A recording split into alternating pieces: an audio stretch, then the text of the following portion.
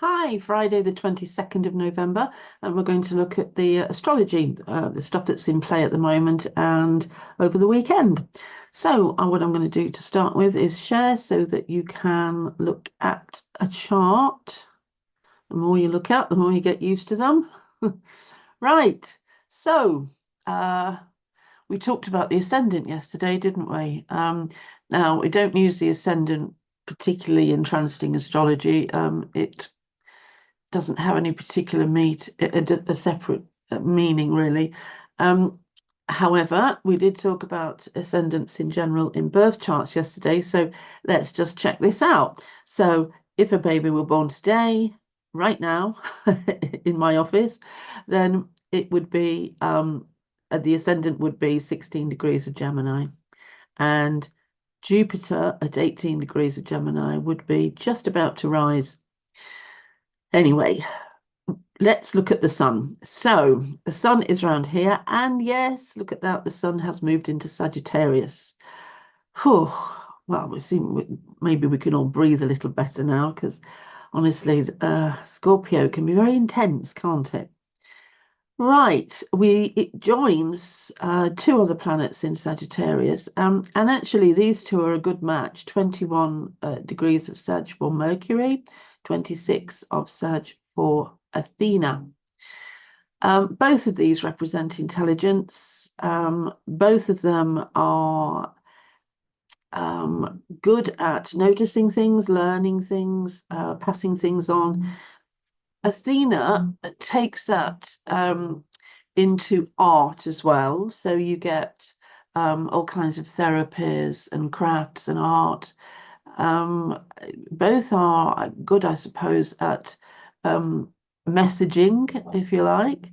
And you with this sort of setup, when they're together like this in a sign that is quite fluid and allows it, you can get an extremely high level of discourse, strategizing ability, um, communication, but communication of things that reveal, things that have meaning, things that can now be understood.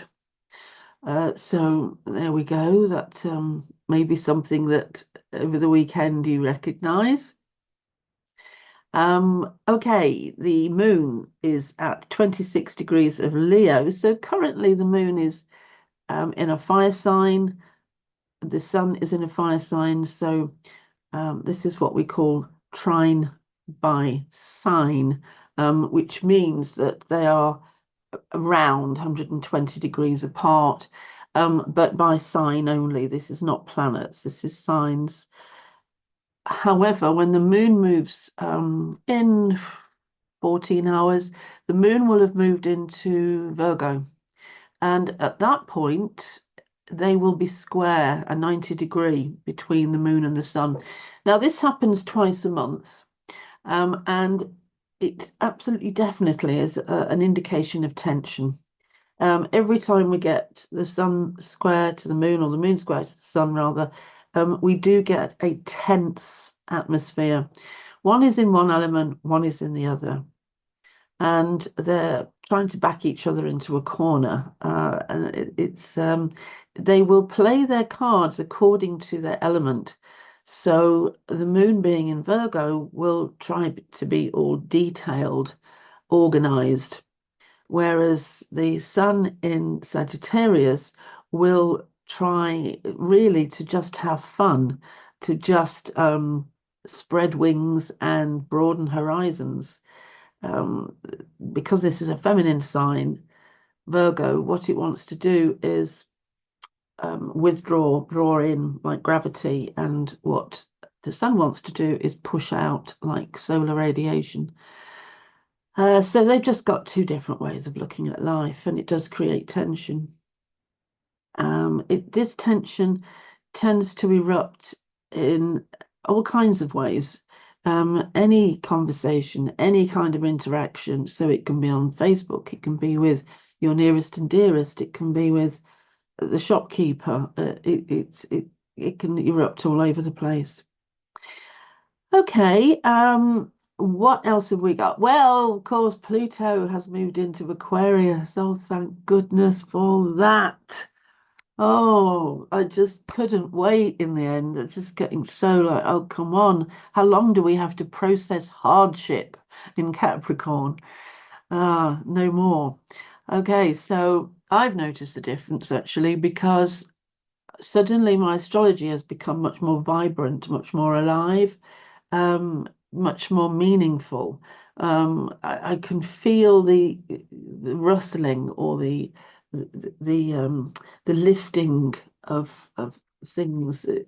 I think it's that. I suppose I could be imagining it, but I fancy this. I can feel it. Okay.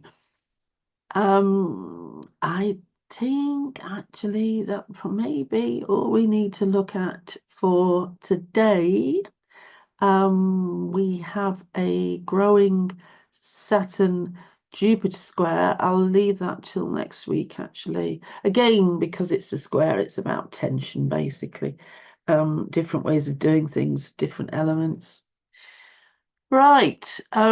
I thank you for the comments for the video that I did yesterday on how to understand the ascendant in astrology.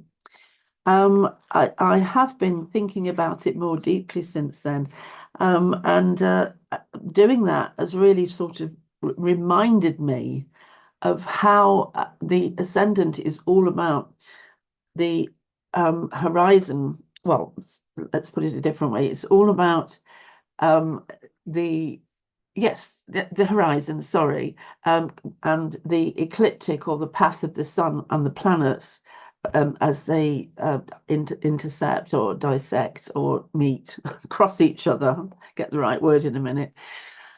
And that so much is part of the moment. That so much is part of the essence. When we take that first breath, which gives us the timing and the place that we're in, we're already in. When the breath animates us, we are filled with a part of that presence in that space. We join the web of life there. And I'd kind of forgotten just how very exceptional and magical that moment is. It's not governed by anything that is material or corporeal. It's governed entirely by the magic of the place, the magic of being in this cosmos, the magic of being in this world and joining with it suddenly. It's talking about the eastern horizon. I was just looking for my notes there. It's where the eastern horizon meets the ecliptic. And I suddenly remembered the eastern horizon, how much that meant to the Egyptians, and of course means to us. It's about rebirth, and it's about birth. It's about masculine and yang. And the ecliptic is the path of the gods. It's the path of deity, the path of the planets. And so it's the eastern horizon, rebirth, and then the ecliptic, the path of the gods. The gods are being reborn in the person who is born at that moment and has that chart. And that is the ascendant. And I think that is just so cool. It's an emergence from the intersection of those two paths, if you like. So it's about the emergence, a birth into this realm.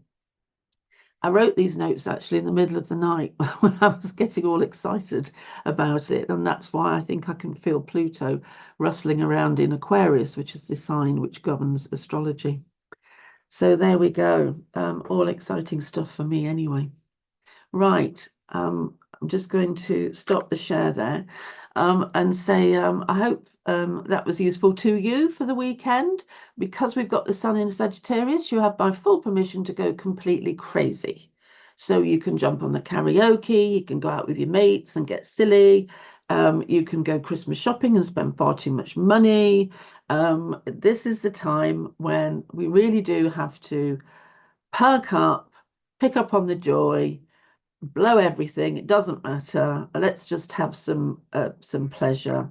because let's face it, in the Northern Hemisphere at the moment, everything is pretty dreary because we're heading into winter and it's like sort of getting a bit dark. So there we go. And I will see you on Monday, I hope. And it's been lovely to see you this week, and I hope to see you soon. Okay, then. And I'm going to say goodbye now. So thank you. Bye bye.